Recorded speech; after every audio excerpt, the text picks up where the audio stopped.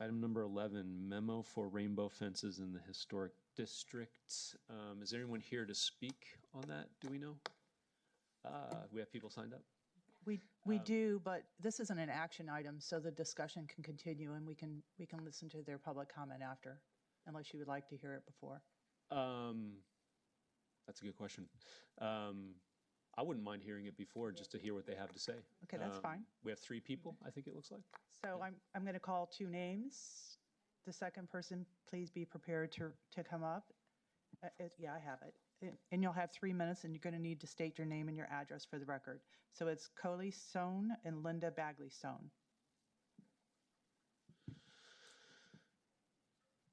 Good evening. There should be a button that turns red. Okay, good evening. Hi, Daniela. Hi, commissioners. Thank you for addressing this.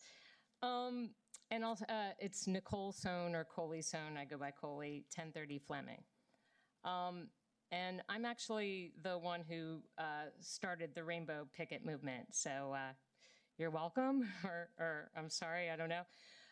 But it stemmed from, I was pretty devastated when the city didn't resist the state's request to remove the rainbow pickets. And I wanted to do something, and I thought, like, why don't I paint our pickets? And then it kind of spread like wildfire on Facebook, and other people took over. But for a lot of us, the rainbow crosswalks symbolized safety and inclusion and like a sense of belonging. And so their removal was pretty hurtful, or it felt personal. And Key West has had a very long and well-documented history as a place of openness and refuge and LGBTQ plus visibility. So I feel like the community response with the rainbow pickets was intentional, and it was peaceful, and it was actually rooted in preservation, a lot like HARC. But it was not supposed to be defiance. It was supposed to be about preserving. So the pickets are privately owned. They're not structural. They're temporary. It's obviously reversible, but it's also expressive. And I believe that they reflect a community that's responding thoughtfully to the loss of a meaningful public symbol by using art and color and tradition, which are tools that Key West always embraced. I'm all for historic preservation, but it's not about, in my opinion, freezing a city in time, or it's not only about that. I think it should also be about stewarding a place whose history includes people, movements, and meaning, not just its structures. And for me, Key West's history of openness and inclusion is worth preserving just as much as the architecture. So thank you for listening. Thank you. Thank you. Hi, my name is Linda Bagley Sohn, and I live at 1030 Fleming in Key West, and that's my wife. Well, first of all, I'm going to warn you, I have 4 pages of constitutional analysis, and I have 3 minutes, so I'm not going to get into that. But I'm going to hit what I see as the highlights.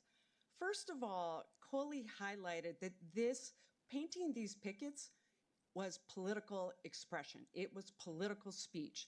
That is literally at the top of the hierarchy that our Constitution considers, whether it's the U.S. Constitution or the Florida Constitution. There is hardly anything more important in our government than the preservation of speech. Now, does that mean that political speech cannot be regulated? Of course not. We know that it can be regulated. But when it's political speech, it has to be that the government's interest is compelling. It has to have a legitimate interest. It has to find the least restrictive alternatives given those compelling interests. Those tests actually fail here. The problem is, as Coley said, was it political. How is it political, Linda? It's just painting some pickets. What are you talking about? Well, first of all, we all know what the rainbow means. That in and of itself is expressive. The pickets are actually expressive. Painting is expressive. Why was it so important to paint? Because the crosswalks were painted. The pickets are painted. How do you paint? How is something painted? By using paint. The pickets are vertical, right? Just as the lines in the crosswalk were vertical, right? So this is the essence of political speech. So then the question is, again, I've conceded that it can be regulated. We all know that. But the problem is here that this particular regulation as applied to this political speech is actually unconstitutional. Let me just say, and I'm probably 2 minutes into my 3 minutes, but one question is, well, is this universally applied? Are we really picking on this particular speech? Frankly, there are other pickets in this city that have words on them or have expressions on them. I don't think they've been cited. Perhaps they have. I don't have knowledge, but I don't think they have. I will also say that the U.S. Federal Court, the Supreme Court has realized that someone's home is actually the most expressive thing you can have. And a fence has been recognized as a part of a home. So this speech is not to be taken lightly. I'll also say, and I'm probably just about out of time now, I actually love the work that you do, and I'm so honored to be able to be here and to see you in person and to see the work that you're doing. But one of the things that it talks about in this memo, and actually let me talk about the memo in probably the 10 seconds I have left. The memo kind of makes it clear that this isn't content neutral, because we all know that the government can impose regulations that are content neutral. That's not this. I invite you to look at the memo. It talks about non-traditional. It talks about rainbow. It talks about preferences. Thank you very much. Thank you.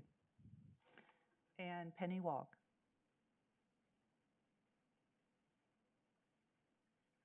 Hi, I'm Penny Walker. I live at 914 Windsor. I'm in Old Town, the historic district. We have trolleys that come by our house, trains that come by our house. They all appreciate the historic architecture. I cannot paint my house whatever color I want. If I want to paint my door, I have to get permission, and I have to use certain paint colors. I moved here because I love the neighborhood. I love the historical architecture of this community, especially in Old Town.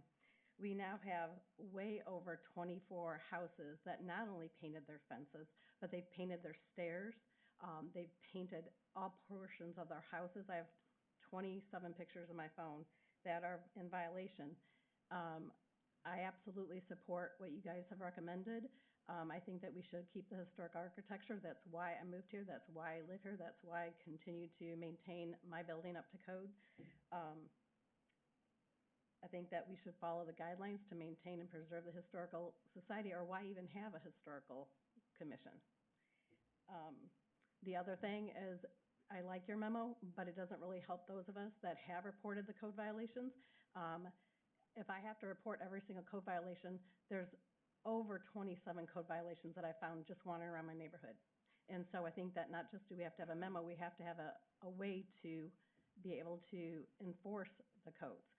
If they all go through the code commission, I mean, I have to report 27 different things, and it gets very burdensome. So that's really all I have to say. Support the Historical Architecture Commission.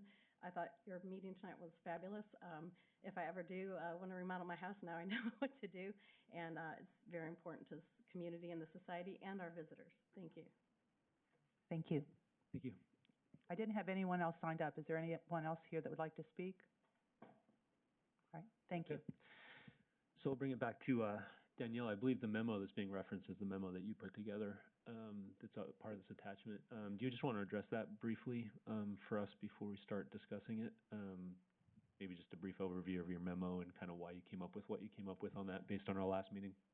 Yes, and I'll try to keep it brief, but essentially staff is focusing on the guidelines and the character of the historic district. And, you know, in this case, fences were never actually painted several colors. They were either natural wood or white. So we're keeping it straight with guidelines. And so the recommendation from staff is if this would like to be pursued further, then it would require HARC commission review, since it doesn't comply with the HARC guidelines. Meaning all applications to do the painting of pickets would come to a commission review process. So Yes, correct. application and review. Yeah. Okay. All right, with that, we'll bring it back to commissioners.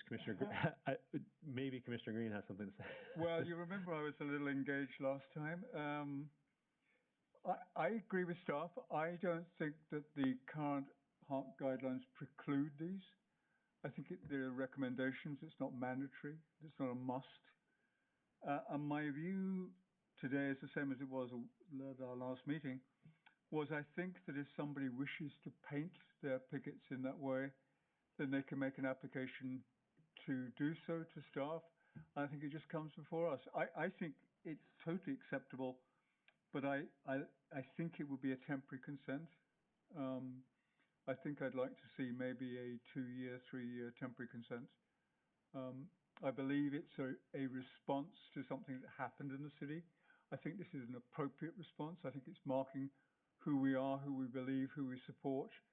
I do see it as a constitutional issue too, but I think we can behave here in a civilized way and say, look, this is appropriate, but let's just give it a temporary consent and do it through the right way of putting in an application.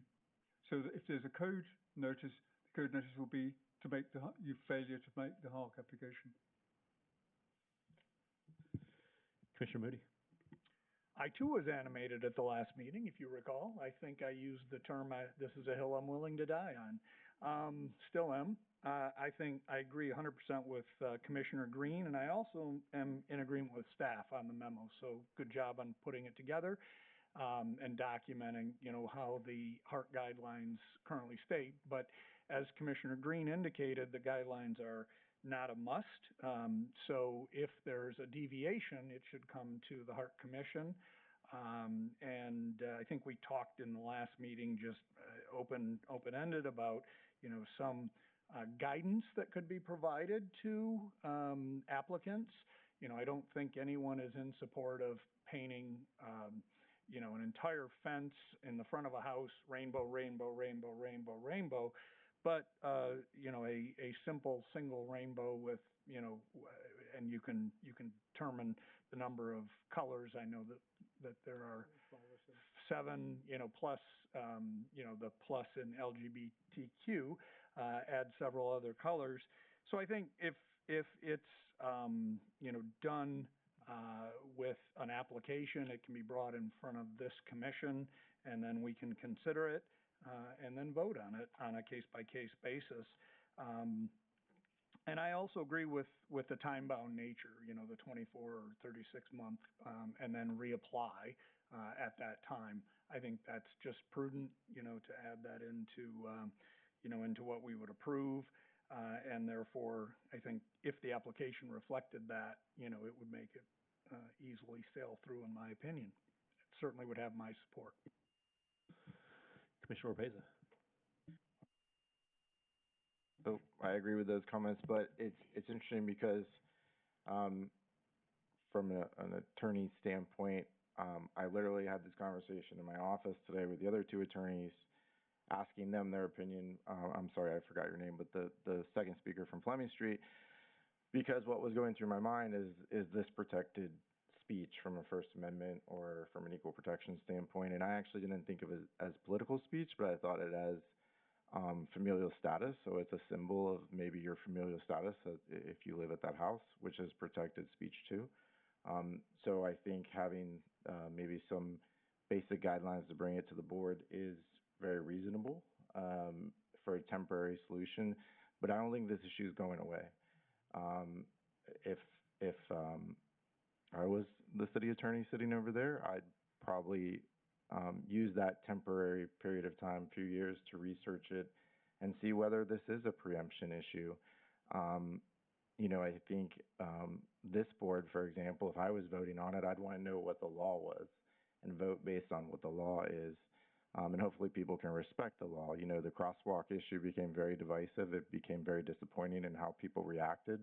But if you're voting based on the law and you respect the law, then maybe it can be a little more civil. But I think the comments are spot on in terms of what the next steps are for the immediate future in terms of 2-3 years, whatever. But I think it's something that probably needs to be looked at more to get a clear understanding on what the legal remedies are or the legal rights are with respect to the expression.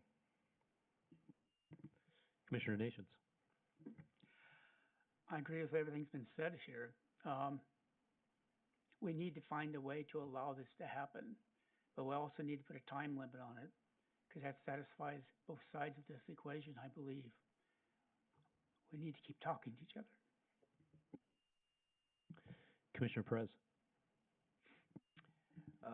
Yeah, and certainly I'll start off by saying that I'm nowhere close to any type of an attorney or understand any of the legal implications that are associated with this.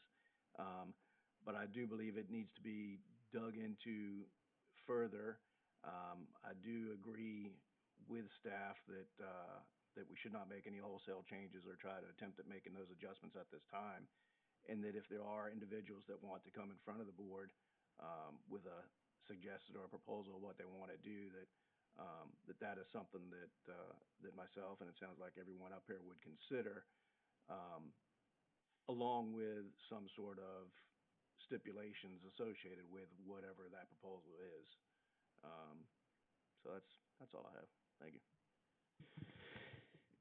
Yeah, and I think at least the three speakers weren't here last time for our last meeting, which we talked about this quite a bit too.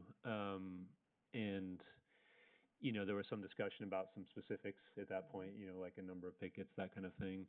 I think if we were going to do this on a case-by-case basis, we need some sort of form with which we make these decisions, whether that's a scale issue, meaning quantity of picket fences, is it just fences, or are we going to start turning it into something else? I think there'd be some benefit in us coming up with some parameters in which we make these decisions, so it's consistent for each applicant. If I remember, we talked about a gate or no more than 7 pickets. Yeah, I think it was a gate, no more than 7 pickets. That gate being a reasonable gate, not a car gate. Single pedestrian gate is how we've scoped it. And I think at least my comments at the time too for that discussion were, I don't know that we can be particular about that message. It could be rainbow LGBTQ related. It could be something else, and we'd have to use some moderation in terms of being critical of one type of message versus another. Well, I just want, we haven't said it today, but it was something that somebody said last meeting which stuck with me, that it could equally be a Confederate marking on the house too. So, I mean, you just open yourself to it. And I think that's fair enough. And I think, in the process of doing this, we'd be creating precedent on each decision, right? That's my other thought, is that our first decision would be the one now referenced by the next applicant. You let this person do it, right? So, there's some legal ramifications here, and I'm not exactly sure how to deal with that, because this is kind of outside the normal scope of the guidelines. But I think, like Greg's saying, it's not an issue that's going to go away. I think this generally broad support for some sort of messaging on fences, based on property rights and all the other legal issues. And again, I'm not a lawyer, like Commissioner Perez was saying. But I think the discussion, if you watched it last time, was pretty specific in terms of, our support for the messaging. With my comments being we have to support all the messaging in that case, not just one type of messaging. And we can't be selective. I think that opens us up to some real problems on that. So we'd have to accept the can of worms that we open in that case. I think the timestamp or the limitation on it makes it temporary, which I think is a good workaround, from a HARC guideline standpoint, and that this is not a permanent thing. I think we'd want to see how we can establish some sort of framework in which we would decide on the time frame and the scale. That's my thing. And if it's just this board that makes that decision and it changes over time, well, we'll just have to see how that prevails over time. But ultimately, I think right now we need to stick to the idea. We're not going to go through the process of guideline changes for this, I think, is what we're all talking about. That could take a year or more. So it just needs to be a case-by-case basis in which we start to establish some sort of precedent in our decision-making. And that could be further discussion items, assuming one doesn't come up in our next meeting. We could have maybe another discussion item meeting that just specifically talks about parameters for the HARC Commission to consider in terms of time frame and scale, and then decide how best to address that when one of these does come up before us, maybe one of these two ladies that presented tonight. But I think that's the process. That's the process we talked about last time, was that There's no official way for you to get staff level approval. It wouldn't be fair to put that on staff, that you have to put an application in and come in front of the commission because it's a non-standard application, and then the commission would have to decide if it's appropriate from a guideline standpoint, not messaging, but a guideline standpoint in terms of its impact on the neighborhood. And you can always watch we talked about this at length in the last meeting, so you can always go back and watch that and see what a lot of the comments were in that meeting. Some of them very specific, like we were talking about in terms of the number of pickets on the fence. Our objective is to keep this, I also want to respect the other comments tonight in terms of this does change the historic character of a neighborhood, especially if it becomes so repetitive and so consistent that the entire neighborhood starts looking different than it would have historically, which is our charter, right, to keep that kind of historic character. So you'll see some conversation regarding that in the last meeting, and I think that's what we really need to consider when we're talking about this on any future application when we make that decision as a commission, is how we arrive at some consistency so that we don't have the situation brought by the other speaker tonight or under this comment section where it's a free-for-all and we're starting to lose the character of neighborhoods because of that. You know, that's a real concern, and I know a valid concern regardless of your position on the issue. So, but for now, I think we stick with a case-by-case basis and an application that the commission can consider. And we can have follow-up conversations around scale and time frame during an application or even as a discussion item to follow up on this. Could I just add on that? So I'm assuming that you'll tell code to, if they're serving a notice or a letter to somebody, just telling them you need to put an application into HARC. That they have not done a code violation other than maybe vesting a nice simple letter saying, please be aware you need to put an application into HARC for Yes. no pickets. From my understanding, they've just sent a notice that they're not in compliance, basically. It's not very helpful. Couldn't it just tell them what they need to do? So at this point, when the way our code reads, if their fences are painted in any manner in the HARC district, they get a violation saying that they need to get a COA for that. So to my understanding at this point, no one's been sent to hearing, and we can get in contact with them, and I will talk to staff and see how we want to go moving forward in consideration of this conversation tonight. Well, and what you just said, I think, covers what Brian said, is if the notification goes out and says you need to get a certificate of appropriateness, then that is the correct. That would be the only violation they're getting for that type of, for painting in the HARC district. I think it does it.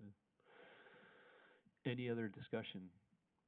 Brian, you want to step into this? You sat through the whole meeting. So. Chairman, thank you, and commissioners, thank you, and then those who came to speak, thank you. The biggest thing that I would want to echo from our team's perspective is that we're really trying to be respectful of the process, the current process, and a potential future process, all in an effort to continue to bring our community back together. We had an event in whichever way that you positioned yourself in that event that had an impact on all of us. So our team has been very diligent about how do we move forward in a manner in which is very consistent and collaborative. So I appreciate the dialogue in the prior meeting and in this meeting, and I just want to say that our team's commitment is exactly what you've expressed tonight. What is the path forward that allows us, and I appreciate you saying this, that does not put our team in the middle. And that was what I wanted to see tonight. Like, just please help us in with patience and care and consideration that our team we just want to do great work. Right now, we are obligated to go by the code that is existing. So that is our responsibility without pride or prejudice. It's our responsibility, and I believe that our team is doing that. But I also echo your sentiments, Commissioner Green, that we don't want it to feel punitive.